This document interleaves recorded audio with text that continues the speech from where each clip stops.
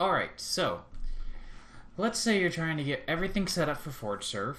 This is what you need to know as far as the client side goes. It's really easy now. You don't even have to use the Technic pack anymore. You don't have to go look up any complicated codes. Watch this video once, you'll remember it forever, I promise. It's super easy. So here's what you do. If you're going to use the vanilla Minecraft launcher, which I suggest, then go to files.minecraftforge.net, come here to the 110.2 drop down, and go ahead and download version 2281 as of now. If you don't have the current version, then that's okay. Usually the latest version is just fine. Getting something newer than the server shouldn't cause any problems. So if you want to, just get the newest thing that's out. So what you'll do is you'll go and download the installer. You can either do Windows or Universal. And whenever you download the installer and you run it, it'll have an option. You can install the client with Mercurius to your .minecraft, which is fine.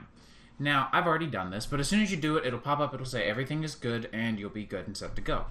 So, now you want to run over to the vanilla Minecraft launcher. People have mixed opinions on this, and that's fine. So if we go over here to Launch Options, you will of course want to do Advanced Settings Turn On, and snapshots on or off doesn't really make a difference. I usually keep them off.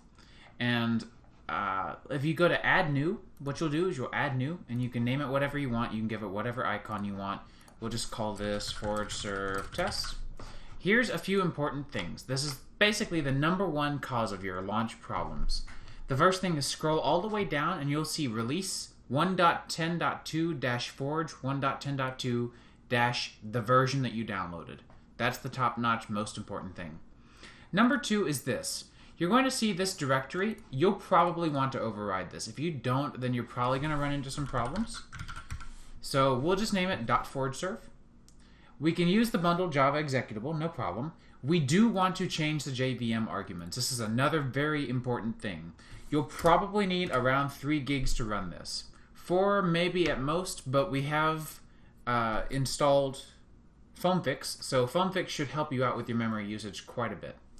So if we save this configuration, we should now be able to go to our %appdata folder, create a .ForgeServ, which is the name of the folder that we made, and we have to run this first, so that's fine. We'll run it real quick. And we'll just go here to our drop-down menu and run over to ForgeServ Test. It'll get made for us, no big deal. And now we can just go ahead and Minecraft will launch up. It'll launch up with this custom loading screen, and if you get this far, great.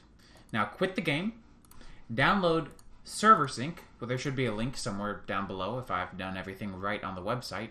So you'll download it. You can download pretty much any version. It's more or less universal. And you want to copy that to your .ForgeServ folder. It's important that it goes in this folder. It doesn't go in any other subfolders. It goes specifically just this server. So you'll run it. You'll type in the IP address, which, as you guys know, is ohsjose.servgame.com. The port is the same, and you'll click Sync. So now we're done. No problem there. We can go ahead and close it, and you'll want to run this anytime you can't join the server because of one reason or another. So now we can run ForgeServ Test, and we should get going with just a crap ton of mods this time.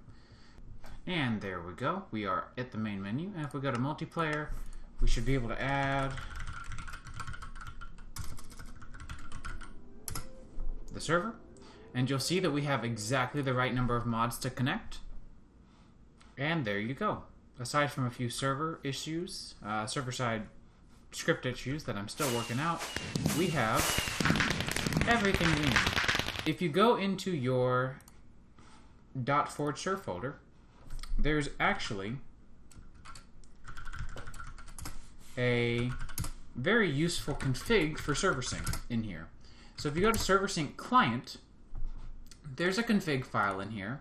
You can first of all say, no, I don't want any client mods.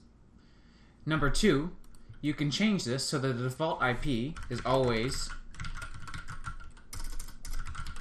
my server. And you can also say, ignore certain files specifically. So this is useful if you have something like, I think it would be mod/opdefine version example.jar. So if you did something like this, every time you update the mod pack, it's not going to go and delete it. So stuff like this is really, really useful, and I think that this is actually a surprisingly cool and useful tool. So server sync, like I said, it'll just sit here. So whenever you run it, like I said, now it's changed the default. You can click sync. It's going to check the config. It's going to check everything. If everything looks good, everything works well, then guess what? It's not even going to have to do much of anything. All it's going to do now is just delete a few extra files if there are files that are here that do not need to be here, which is what's working on now. There's a few things that are excess, and beyond that, I hope you guys can get this set up as easily as I was able to show you here, and hopefully I'll see you on the server.